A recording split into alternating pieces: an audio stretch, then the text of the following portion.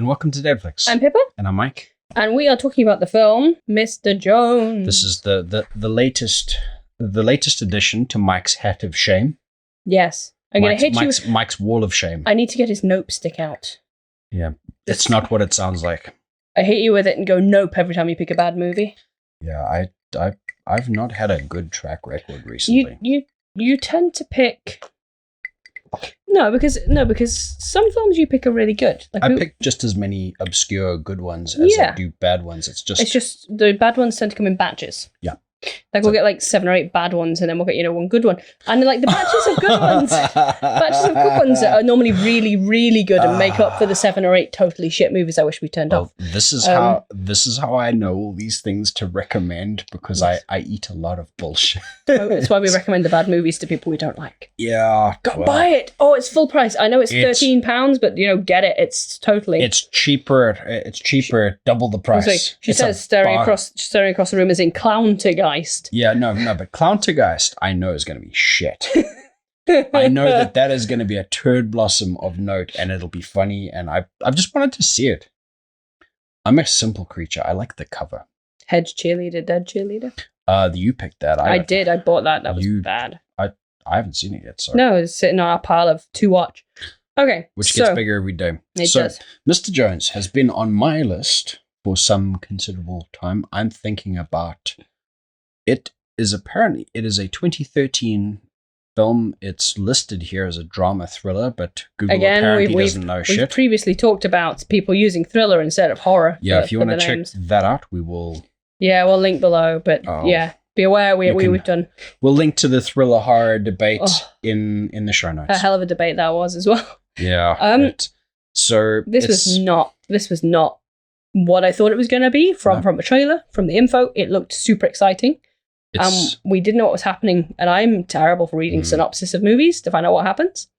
And I just sort of read a little bit of info on it, and unfortunately just told me everything. And I'm sitting there going, well, let's give them the info before we... No, I just sort of went, I'm going to be really disappointed in this movie, and so are you. Yeah, it's a real shame, though. No, because the concept's really clever. The visuals are phenomenal. So, 2 filmmakers, played by Sarah Jones and John Foster, discovered too late that it was a bad idea to make a documentary about their neighbour, played by Mark Steger, a reclusive artist. The ominous Mr. Jones. Yeah, he's kind of a Banksy, but with statues. So he's scarecrows. Well, no, it's not just scarecrows. They're just these. Yeah, it's like installations. Yeah, I mean they're installations, and they are these kind of like weird Wicker Men type things, and they're all around his home, which is. So the 2 creators have gone away. I mean, we're spoiling the crap out of this movie, by the way. So the two artists have gone away to work on a documentary, which he's promised the girlfriend he's going to do, and has no fucking clue what he's doing. That opening was really smart. The way it's with shifted. The driving. But then his kind of like the way he shows what he's about to do. So he's there to make a documentary. They've sold off everything they own. They've moved out into the sticks for a year. His girlfriend has quit her job, put her friends on hold, put her whole life on hold to support him through this documentary. Which he's told her he's got plans, but he has no fucking clue what he's doing. Yeah. He's lied to her the whole way, and he's off his medication and all these other things.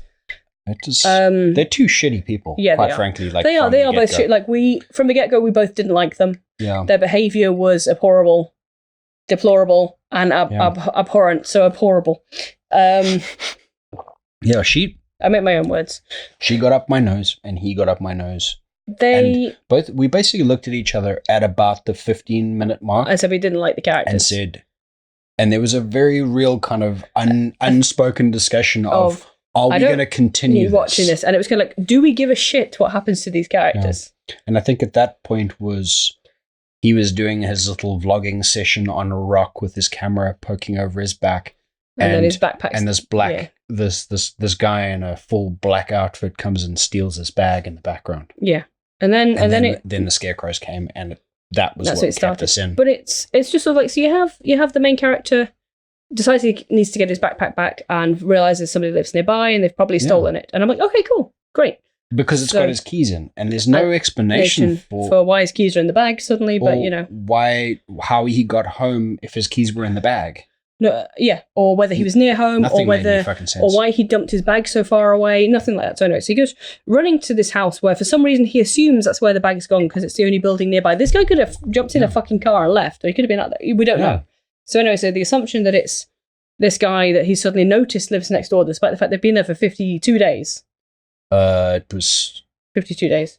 52 days. 52 days. No, 52 days at the start. Yes, it was. So it's a days countdown. So yeah. So he goes into this place and he goes and finds some shit and then drags the girlfriend with him, going, there's a place. And they end up in the basement, and it goes from him being all excited about finding these things. And then breaking into the house. Yeah, and the girlfriend going, fuck this, too. They go into the basement, find these weird statue and she things. totally goes and then she goes full on delinquent. Yeah. Oh, we have to look at everything. Yeah. And it's just like, and get the fuck out of this other guy's house.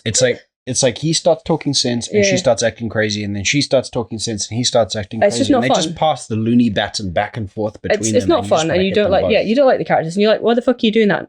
And it's they discover this absolute treasury of these amazing kind of creepy as shit skeleton. Whoever did the set design on that kind of stuff, the art, genius. Absolutely, but that's the only redeeming feature of this film. And that was what kept us watching. Was the art, gorgeous, absolutely stunning stuff, and it's the kind of thing that I would love to have in the house. Yeah, it'd creep everyone else out, but it'd work in our house. But we already have creepy stuff, so it's fine. You put it right outside the door, in the dark, always hanging from the ceiling above the stairwell. But our thing in the flat. I was gonna say, oh no, only you would be scared of that. Then I'd walk past it and you'd be like, there's no, a thing. I'm talking above the stairwell there in the dark. Scare all the neighbours. Oh, those two whackers.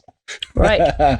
So pretty much, So she sends him away to go and research who this guy is and interview people who've received. She says this guy is the biggest fucking deal. This artist, because she's sitting there kind of chewing on her hand in excitement, and they get back to the house and she opens this book and she says, "It's Mr. Jones," and he says, "Yeah, Mr.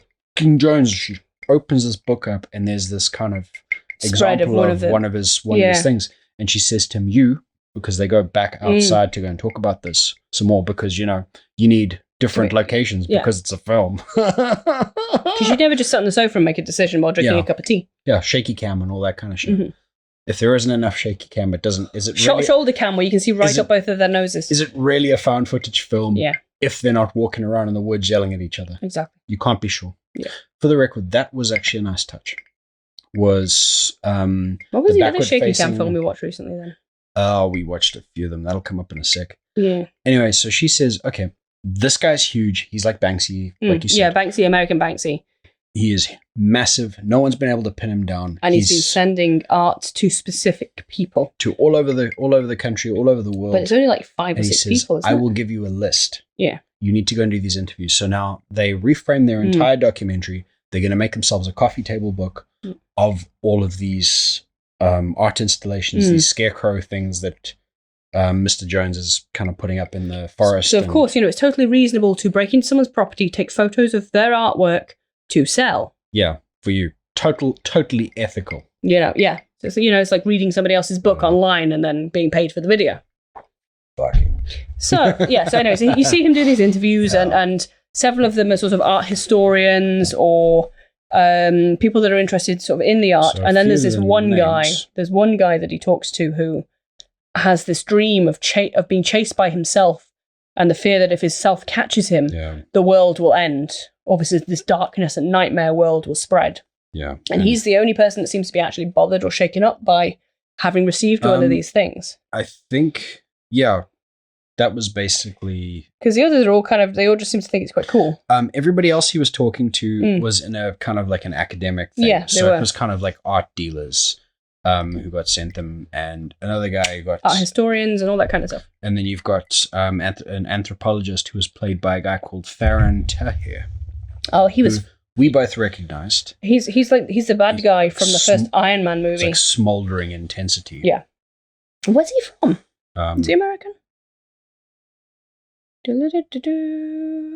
he's an American actor. As Raza in Iron Man. That was it. And Captain Robo in Star Trek. He was just awesome. Like he does. He was we're both like, fantastic. that is a very attractive man. Oh, he is. But yeah, so everyone, this one guy's just freaked out. Yeah. So then what happens in the meantime is girlfriendo decides that she's going to do some video footage of herself and goes to try and talk to the guy. She's going to kind of stalk him in the dark. And try and interview him. Because, after you've run away from this guy's property, you're scared of him, then, of course, following this guy around. And then telling him point blank that you want to take photos and make an art book of the stuff. And he totally blanks her. He blanks her, and then she gets lost. But he's got this kind of weird leather-face skin mask thing that you don't quite... So she runs away. Anyway, we're going to end up breaking the whole film down. We don't need to do that. But anyway, she ends up being led back to the house, and then boyfriend comes back. And pretty much the rest of the film involves them breaking into his property to look at the stuff, and then he finds further underground stuff and desecrates his fucking shrine. I got echoes of Borderlands with the underground cave. Borderlands is brilliant. But it was just... We'll talk about that in another It was so beautiful, but it was just... I'm going to go take this thing, because that's what you do. You go into somebody's shrine and you take, of all the fucking things you could take a picture. He sees, but he sees this little kind of baby Jesus with tea light candles in its eyeballs. In like a bottom of a shrine beneath this angel. Surrounded by all the stuff with the candles and everything burning. It's clearly important. I know what I'm going to do. I'm going to blow this thing's eyeballs out and sing happy birthday. I'm going to stick it in my bag. Is it really? No one will ever know. Really? What's the worst that could happen? So, of course, everything goes to shit. And then it goes all art film. It's night. It's permanent night. Everybody taps out. And there's birds flying into the windows, which sort of happen throughout the movie. Everything's night, and he keeps seeing duplicates of himself who are running around with cameras taking photos, and there's a storm outside, and there's evil trying to get in, and there's a deer throws itself. But this entire sequence, it goes on 5 to 6 times longer than it needed to. Yeah, well, it lasts about 30 minutes. It says what it needs to say once in the first 3 minutes. Then it, just for kind of good measure, it says that again. It becomes an LSD at least trip. Another 14 times. Yeah, it just becomes this LSD trip with a wonky camera. You just don't care. No. So pretty much you see Mr. Jones get sucked up. Sucked away. You said that during the thing. You got, Mr. Jones just got sucked off on the porch. He got sucked away by a large amount of wind on the porch. A large amount. He's the one with the dirty mind. Our relationship is a large amount of wind on the porch. Yes, you got a large amount of wind on the porch and sucked him off. That is guaranteed to ruin any sucking off. So anyway, Mr. Jones is now gone. Like we're just like, so that's that. Wow. Right. So the character's dead. Great, wonderful. So then you've just got. He totally got Dorothy'd. He did. Yep. So then you've just got Mr. Tripping Balls guy running around with the camera chasing people, and suddenly he's got like a really attractive version of his girlfriend and another version of his girlfriend going, "No, don't look at her. Come with me. Don't look at her. Be topless."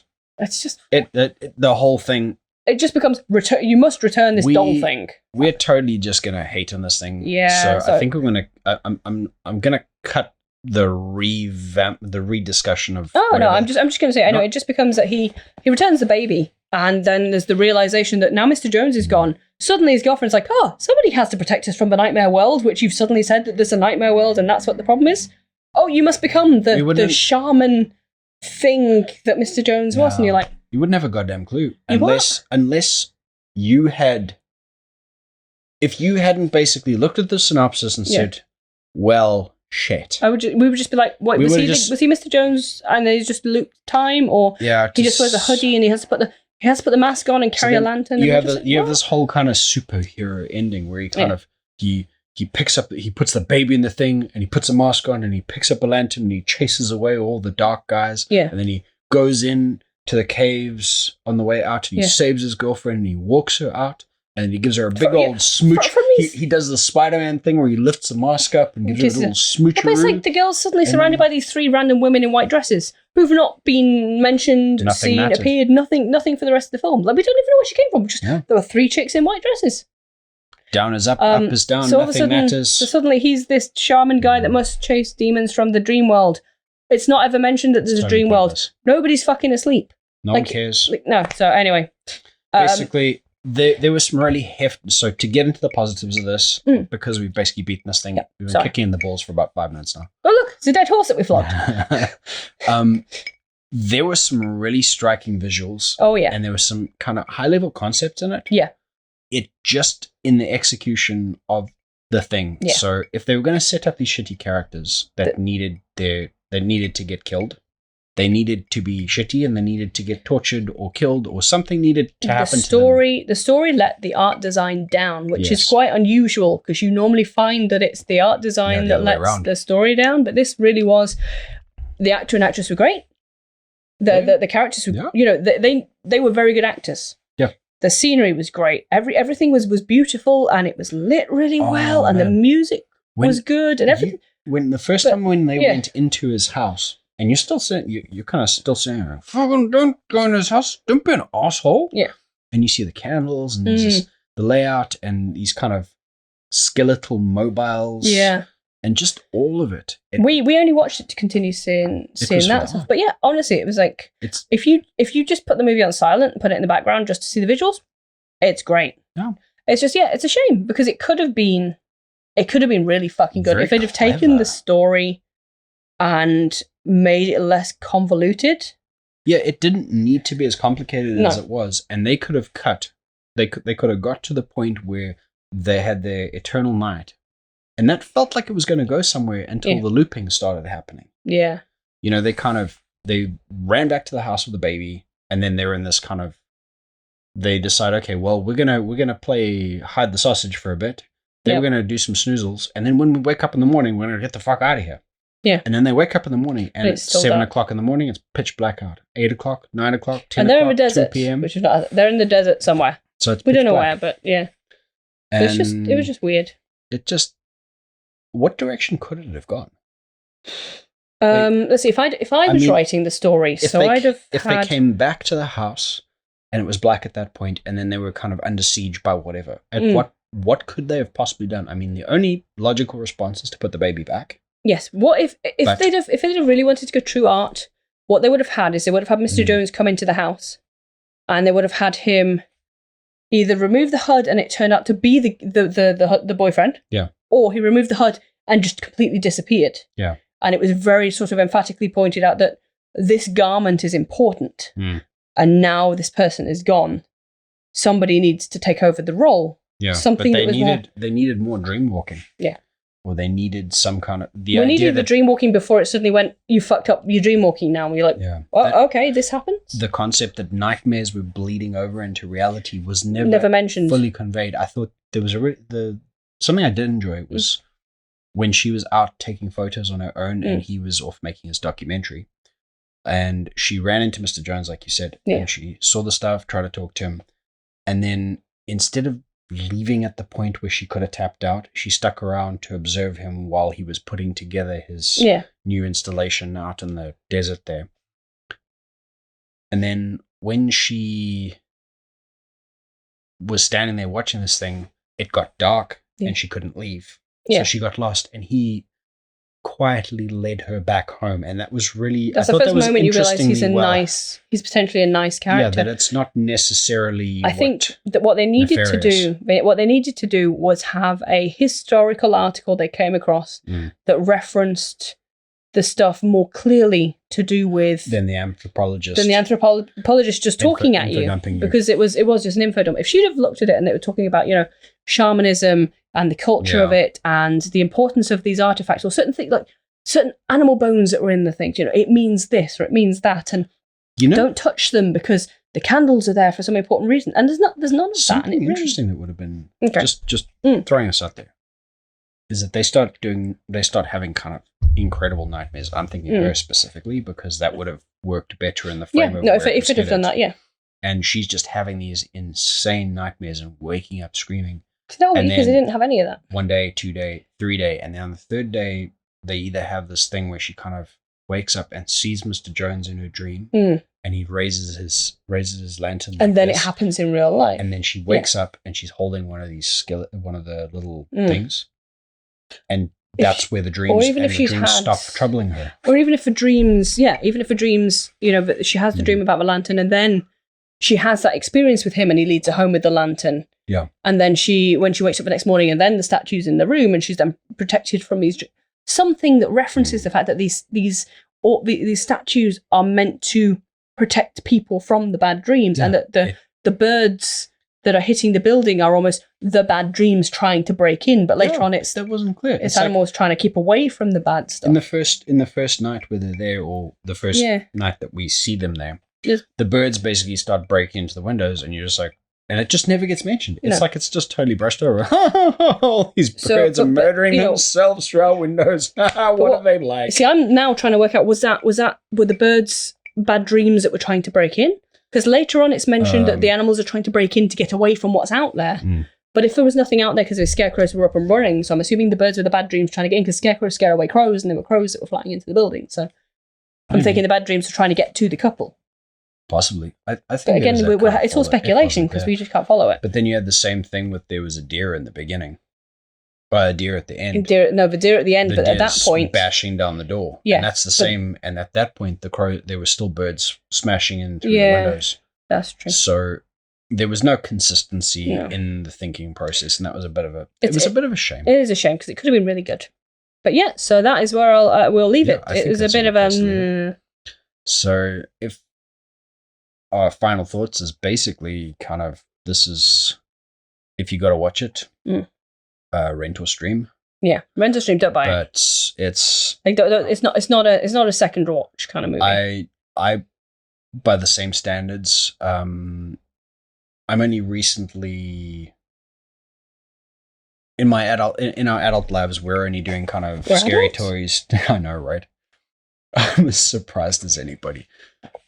Scary stories to tell in the dark. We're only kind of newly to this, and I've just recently read them, and Pip's working her way through them at the moment. But the design of the scarecrows and stuff like that have that kind of aesthetic to them, and for that reason alone, I think it's worth it if you're kind of into art and you're into kind of creepy stuff in that regard. But you will find yourself getting bored. But it's not a solid film. No. Not by any description. All right. So until next time. Yeah, don't forget to let us know what you thought of the movie if you've already seen it in the comments. I'm just pointing down because the comments will be under here. Yeah. Look, there's one. In the general junkily area. And the general junk, put a comment on our junk. We'll put the links to other things that we mentioned. We've got all the other stuff. We'll put the links in. But yeah, so we'll see you next time. We'll be right back.